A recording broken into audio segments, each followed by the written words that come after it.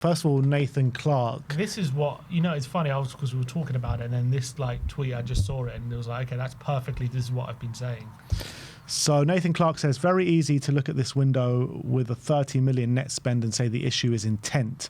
For me, attempts and failures to spend big on the likes of Semenyo, Marmoush, etc. reflect the longer term trend. We're not unwilling, we're incompetent. And then you look at what this is, and yeah, we've spent more than Arsenal in how long? This is the last, it says several years. I don't know exactly the length of time that is.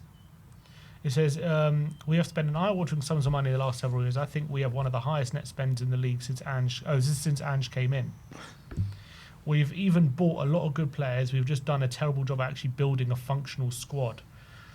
Since Ange came in, our net spend is minus 471 million, third highest in world football, behind only Arsenal and Al Hilal. Even if you zoom out 10 years, we have the 6th highest net spend in the world and 5th highest in the Premier League. That is ahead of teams like Liverpool, Madrid and Bayern Munich. We have spent $750 million in the last few years, the highest in world football. And unwillingness to spend is not our issue. Incompetence is. This is what I'm talking about, that, we have no plan. Mm-hmm. And that is the main issue. It's not about, I think people talk about ambition and all this kind of, I don't think that's the issue. Look, everyone laughed at Manchester United for the way they were run since Fergie has left, and the scattergun approach to transfers and spending these large fees on random players and, players with a big name that haven't done it. Spurs have done something similar here. We're spending a lot of money on players. I mean, they did it on big names that are probably a lot better players. They just didn't get the right players that fit. We do it with kind of the level below player, and because we don't want to spend the wages, like this doesn't take into account the wage spend. The wage spend is a massive thing as well.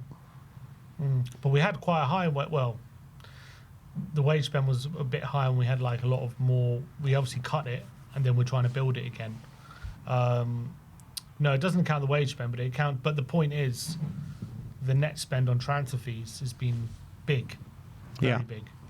Because that's because some clubs can spend 65 million on a top class player because they're giving them big wages. We spend a 65 million on a Richarlison and a Solanke because they're not as high wages. It's not about the wages totally though. It's a big part of it. It's a part of it. Look, that's maybe why we're not winning leagues and stuff. But why we have fallen where we are is not because we don't spend on the wages. It's incompetence from what we actually want in a player and what player fits in. I think what I think the biggest incompetence is the squad building. What's the right profile? But I think everything has to come into it though. It's that plus the wages. I know, but I don't think this is a money thing. I really don't. I don't think the problem is the money that we spend. I think it's the strategy and the planning and the squad planning, and it's completely all over the place. I think Lange, especially since he's come in, the squad planning has been absolutely shocking. It's terrible. It's mad. We have 27 players for a 21-man Champions League squad and still have massive holes in the squad. Yeah. It's crazy. It's crazy, the squad planning. It's horrendously incompetent. It's incredible, that they are employed to build a squad and build, okay, we want these profiles here and those profiles and whatever. And we end up with the squad that we have now, where don't get me wrong, I think there's a lot of talent and a lot of good players in this squad, but that doesn't make a good team. But look, this hasn't just been the problem since Lange has come. This has been the problem since forever. Yeah. This has literally been the problem every season post-Pochettino, let's be honest. And we had been lucked out so much with Kane and Son. If Kane and Son never turned world class, then we'd be in this situation a lot quicker than we were. A lot quicker. I even think under Poch, the squad planning, I think was horrendous. But I think Poch just turned water into wine with what he had. When he came into the club, he had a lot of young, talented players, but they were not actually, I don't think he actually had a proper fit. Obviously, he had Jan and then he signed Toby, right? But he had Dembele, who was an attacking midfielder at the time when we signed him. He was like kind of like a number 10 or even like a false 9 striker. Turned him into a proper central midfielder. He had Dele Alli, who was just a youngster. Turned him into an unbelievable like false 9 kind of with Harry Kane. He had Eriksen, who was an incredible attacking midfielder. He kind of played him on the right sometimes and in the middle. He had Son, who was like a winger, turned him into like a killer forward. So like he just like molded what he had due to good coaching and stuff. But in terms of the actual squad, once he like had transfer windows and stuff, and once we actually had to plan the squad, it like turned to shit because our squad planning was awful. Yeah, you look at the players that he was afforded to bring in, in Kudu, in G, Janssen, Sissoko, these kind of players. You know what I mean? Exactly. Did he actually ever get who was Wanyama's maybe one player he got who was good. And even that was about a year. Yeah. Because of the injuries. So like in terms of players that came in under Pochettino, who was the ones that actually came in and actually properly flourished like after the first couple of years? You had Toby, you had Wanyama. Yeah, after the first couple of years. I mean, Llorente could argue was a good sub-striker, but whatever. You had, Aurier was pretty bad. Sanchez, that was a bad signing. Because you look at his classic team, right? Lloris was there before he came. Danny Rose was there before he came. They're all there before he came. Even Dele Alli was signed. Well, he was signed in his first Jan, wasn't he? I think Son was one signing. But again, we kind of lucked down that because we missed out on Berahino. But yeah, but we. Can you imagine if we got Berahino instead? But we had Son. I don't know if we. I think we signed. He was like supposed to be a bit of a winger. He turned into like a forward when he came. But again, he took a year to acclimatise. So like he wasn't like someone. Eriksen was before. Dembele was before. Yeah. All these players came in before Pochettino. Most of them were. The players that they got for Pochettino were mainly dross. Mm-hmm. A lot of them were. Steve Paul says Coutinho Romero should stop verbally two-footing the hierarchy at the club. He should physically two-foot them in the cretinous scumbags. Honestly, yeah, I think he should be doing Eric Dyer, just climb the stands and just two-foot them in the stadium. I'd like to see that. The cheer that he would get would be more than any goal. This one, Enoch out, Lange out, Vinay out, Frank out, says if Spurs hierarchy are even where he stands on semi-serious, Johan Lang gets sacked today and a competent director of football gets appointed, giving him the next 4 months to get it right behind the scenes so he can deliver a summer window that's desperately needed, plus appoint the right manager to take us forward. Yep, I agree with that. In terms of this window, Lange is obviously getting the brunt of it because we know Fabio's pretty much leaving. Yeah. But like, how much should we be blaming Fabio for the window? Like, was he in charge of the transfers? Well, was it officially, him, really? officially he was. Yeah, so but I think unofficially he was working for Fiorentina. No, I get that. So should we be more angry at him? He's gone now, so there's no point even being angry at him. I understand that, but what's the point of being given? I thought it was stupid anyway. We said it at the time. Like, why is he staying until the end of the window if he's leaving at the end of the window anyway? Like, that was just stupid from the club. So no, I don't blame him. I blame the club. Clearly, he was working behind the scenes for Fiorentina. I mean, Fiorentina had a brilliant window. Had a brilliant, absolutely fantastic window. 5 signings, one from Tottenham, which I'm pretty sure he must have had a say in. One from Juve. 3 from the Manuel Solomon thing got announced a few hours before Paratici got announced. It's nuts. No, but my point is, like, yeah, okay, we can say the club shouldn't have allowed it to happen, but should we not be angry at Fabio for agreeing to stay on essentially and then not doing anything? I don't know if he had a say in it. I think this is all on the club for me, not on Fabio. Well, he's employed to do something and he didn't do it. Yeah, but is he actually employed to do it, or is this just what they're saying into the media and say, yeah, don't worry, Fabio's going to stay here and sort us out for the rest of the window? It was never going to happen. He's paid, wasn't he? Yeah, he was paid, but it was never going to happen.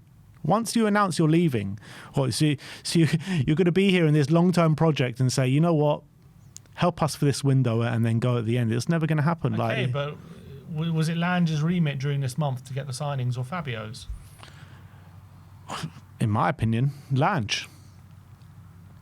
Okay, in your opinion, but on whose was it though? because Fabio was. We know in terms of the responsibilities divvied out, when as co-sporting directors, it was Fabio's was to do these deals, and Lange was more to work with youngsters. So if Fabio said, I'm going to leave at the end of this window, and then maybe Lange will take over both roles or whatever. So for this month, was it not Fabio who had that remit to get these signings through the door if Lange was still doing his stuff? You just asked me the same question 3 times. I've given you the same answer. It was Lange. But it wasn't. It's not his remit. While Fabio's here, it's Fabio's remit. Fabio was just here in name, like he was not here in personal. So you're saying what Lange should have done is, despite Fabio actually still being here, he should have said, you know what, I'm going to step on your toes for the next month. There was no stepping on toes because Fabio wasn't here to step on his toes. He was in Fiorentina getting deals done for Fiorentina. Okay, you're assuming that. Yeah. Okay, we don't know that for sure. What we do know is he was employed. So you don't think that happened? You don't think Fabio was working for Fiorentina this window? You think that the Lewis family are calling up Fabio saying, hey, are we doing any deals? He goes, just wait, I'm on another call when he's talking to... Pretty much, yeah. Pretty much. That's the incompetency levels of this board. I do think he was working behind the doors of Fiorentina 100%, but I also think the club expected him to be fulfilling that role, is my opinion. I think he was there for another month and he was expected to do that. So, look, obviously at the end of the day, if the club is stupid enough to allow him to leave or accept that he's leaving, yet keep him employed for another month and think he's going to fulfill the role to the best of his ability, it's on the club. My point is a lot of the eye is going on Lange, right? Whereas what's he being told from the hierarchy? Is he being told, look, you're going to have to fill in Fabio here because he's leaving? Or is he saying, look, for the next month, you fulfill your role? And the reality is this doesn't matter. This doesn't matter. What matters is how the club handled the situation. If Fabio announced that he wants to go, then just let him go that day. You know what I mean? Don't string him along till the end of the transfer window. It doesn't matter whose remit it was in the whole of the January transfer window, whether it was Paratici or whether it was Lange. Paratici announced he was leaving. The club has put us in this mess just by saying Paratici stayed to the end of the window. It's irrelevant whose remit it was. I'm saying, why should Lange get the total criticism that he's getting for this window specifically? I understand why he's getting it, I guess, because we can't blame Fabio because he's going and whatever. So he's currently our sporting director, but was it his job to get the deals in, or was it Fabio's? Well, if there's nothing happening, surely Lange, as being part of the recruitment team and a sporting director, and he knew he was taking up that role once Fabio was leaving, he should be like, well, what the hell's going on here? Why are we not bringing in anyone? You know what I mean? He should step up. I agree. He was probably in Denmark on holiday. Yeah. So, yeah, I do blame Lange. Next up is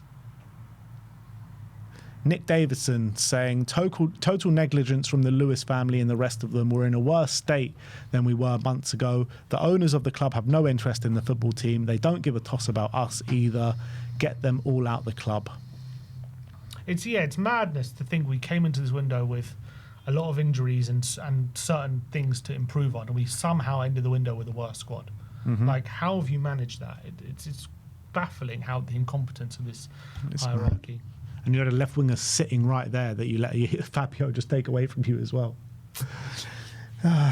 Rusty Spurs saying, I rolled my ankle once playing footy and it took me 2 weeks to recover. If I had the Spurs medical team, I would have probably been out for 6 weeks. Yeah. God, pray for Slanky. Michael Tech says, sadly, Frank is weak and will say and do as he's told. He's being paid a huge amount of money and will happily fuck off in the summer with a big payoff.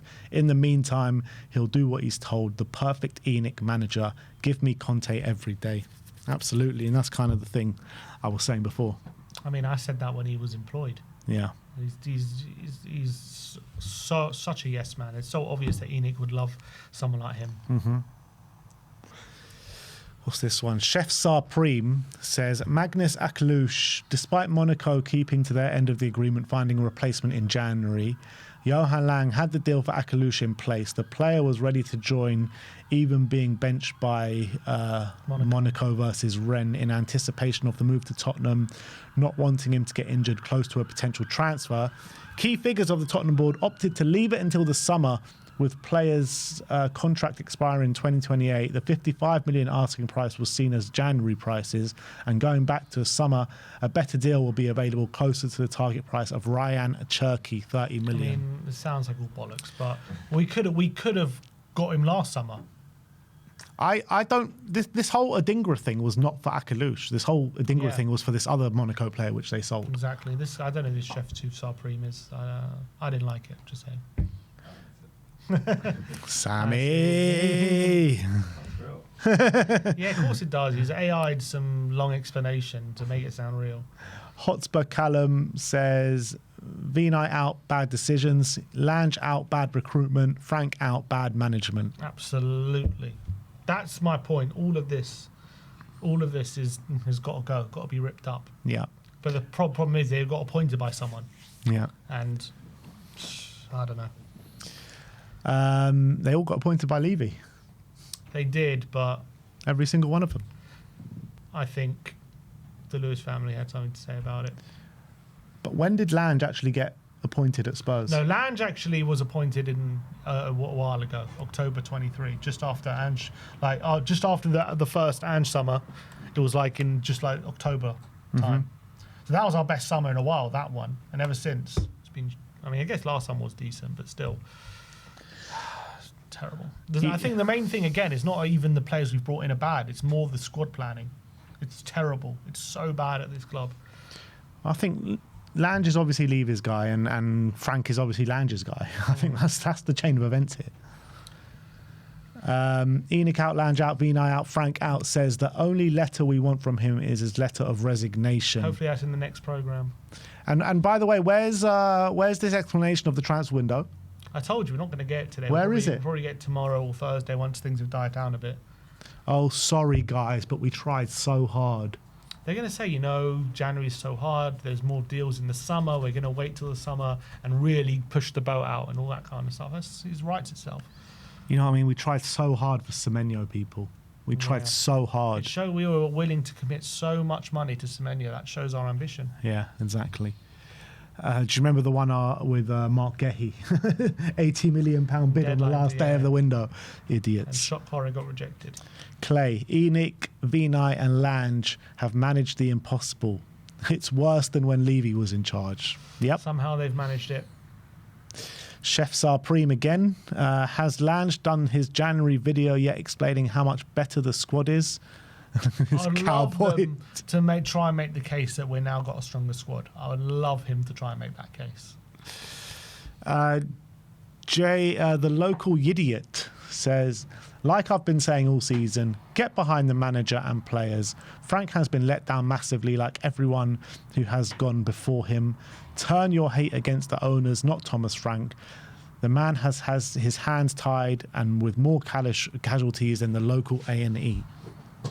Look, at the end of the day, Frank ain't the guy as well. I don't hate Frank, although I've really disliked some of the stuff he's said. I think he's a good coach. He just isn't. I don't want to see this football at Tottenham, and I think the football is mainly down to him. We've seen that even last season, when we were getting bad results, you can see how we're trying to play football, and so you can imprint a style of play, whatever, even in a bad situation. And I think the football we're playing is not because he's trying to make up for whatever deficiencies the squad is. We're playing this football, and we will play this football, whatever players we have, because that's how he wants to play. Just crossing it to the back post and trying to score goals that way. That is it. That is basically the way we play. And, set pieces or whatever. So, look, I'm not saying, Frank is public enemy number one or anything like that, but Frank is definitely... I don't need to be behind the football he plays just because I don't like the ownership either. Yeah.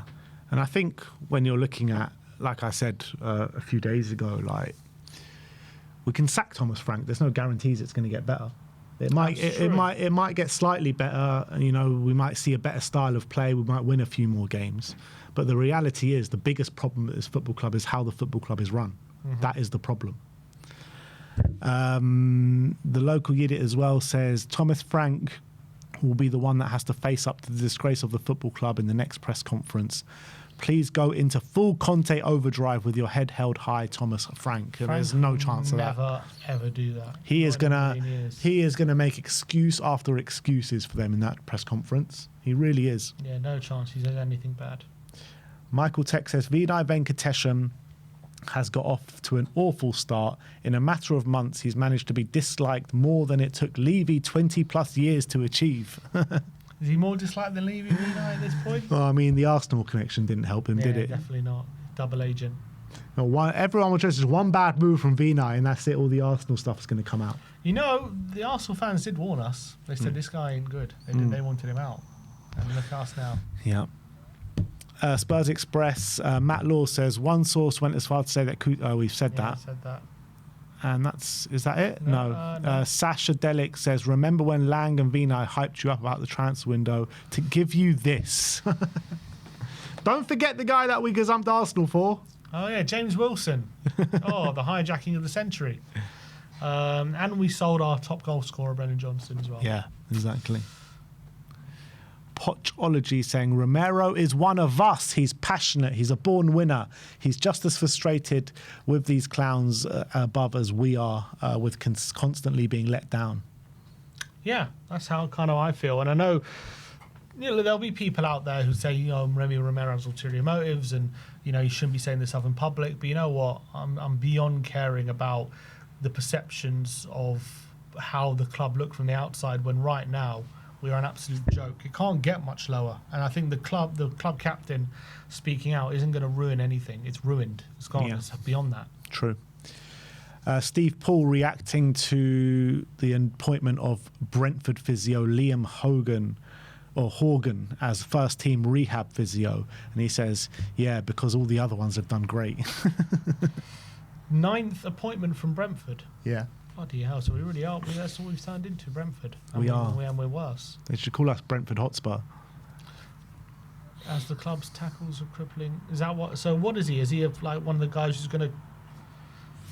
What is he? What is he appointed? The club's first team rehabilitation physio. So he's going to help players recover. Yep. That's exactly what he's going to do. All right. THFC saying, last time Romero threw some jabs at the board, Frank said he had a meeting with him and clearly told him not to do it again. Interesting to see what will happen now. If there's no fine or potential stripping of the captaincy, they'll look extremely weak. Rules aren't being followed. That's actually very true. Like, how do the club manage this now? As much as we've said our opinions and know who the problems are, blah, blah, blah, what do Frank and the club do now? Because he's been warned a couple of times about this now. And apparently as well, there was sources saying there are other people around the club who think Romero gets a free ride and whatever. Because they actually can't take him out the team. and Frank can't control it. And if they strip him of the captaincy, there'll probably be a player revolt. Yeah, they can't do that as well. So what can they do? I don't know. They just have to suck it up, I guess. Like we do. But are they actually going to do that? Like, I don't know any other club that this could happen and the player would just get a free pass. That would not happen at any other club. There has to be surely some sort of repercussions, thinking from Thomas Frank. Yeah. We thought there'd also be repercussions for Van der Ven and Spence for walking past Frank, and there weren't. Yeah, that's true, but Frank has literally said in a press conference that he's sat down, he's spoken to him, and it can't happen again. So after saying that, and it happens again, surely something's going to happen. When Ange told him not to do it again, he didn't do it again. Ange was sacked, he had no choice. No, he did it in December. Yeah. And then he didn't do it again until Ange was sacked. Yeah. He did it again. Yeah, I don't know. Yeah. Does Frank have control of him? Does he have control of... Do you think Frank has authority over these players? Nah, not to the level that he wants it. Like, people say, look how much they're fighting in the second half to get back, and that shows they're fighting for him. And I think that's part... I don't think they're fighting for him. I think they're more fighting because they don't want to be booed anymore, and they want to give the fans something, and they want to get back in games. But I also don't think they hate Frank. I don't think it's a case of, like, they really dislike him as toxic, like maybe like it was under Conte where they really disliked him and stuff like that, and he just lost their trust. I think they're following what he's saying. I just don't think they really believe him and inspired by him. That's what I mean when I say, are they really with him? Like, I think they're trying. I don't think they're like, oh, well, let's get this guy gone. I think they don't really believe in his kind of way of playing, but they're going to try their best and listen to him. And I think they probably like him as a person, but I don't think they're inspired or believe or they respect him in that way, I think, in my opinion. But it's just going to be very interesting to see how this plays out now. Because I think there has to be some sort of repercussions. Not that I want there to be, not there that I think there should be in terms of what he said, because I agree wholeheartedly with what he said, but I'm just looking at it through the lenses of Thomas Frank and the football club. Maybe they'll find him. We'll see. And I don't know if that'll go down well in the dressing room or not. Yeah. Nathan Clark says, anyone else get the impression that maybe Romero signed a contract in the summer under the promise that the new ownership would be investing heavily? Probably. Yeah, probably. Was it after or before the window he signed? It was after, wasn't it? Nah, it was during the window, wasn't it? Was it during the window? Yeah, because at the end of the window when they did that conversation, didn't they? Vino, oh no, that was in the fans forum, wasn't it? That Vino said that. Let's have a look. He was given the captaincy on the eve of the season. On the beginning, right, the first day of the season. No, it was actually a few games in, wasn't it? Was it a few games in? I think it was a few games in. I think he was captain for the first few games, but then officially he was made captain a few games in. Yeah, he must have. Yeah, he must have signed before the window was. I think didn't he sign actually pretty quickly after Frank was appointed? August. August the 18th, 2025. Okay, so it was mid window. Yeah. And look, at that point, we actually, I think if I remember rightly, at that point in the window, we had only signed Paulinho, and then we went on to sign Xavi. Oh no, we had signed Kudus and Paulinho. And then we had only signed Kudus, sorry. Then we went on to sign Xavi, Paulinho, Moani later on. Yeah. Yeah, Kudus was signed in July. I think Paulinho was August, wasn't it? 3rd of August, so he was signed beforehand. Okay, so the other two were Xavi and Moani, which were later on. Yeah.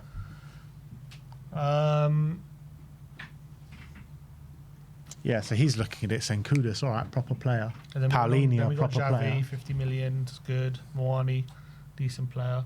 So he's probably thinking, okay, maybe they're fulfilling their promises. And then this window's happened, we're in desperate need. And he's like, okay, maybe it's all rubbish. Mm-hmm. Tom Allnut says, I think it's possible to feel Cuti Romero has a point in these now fairly regular outbursts about Spurs, while at the same time thinking a serious club doesn't have a captain constantly mouthing off on Instagram. Yeah, but that's the point. I think Tom is just missing the point. We are not a serious club.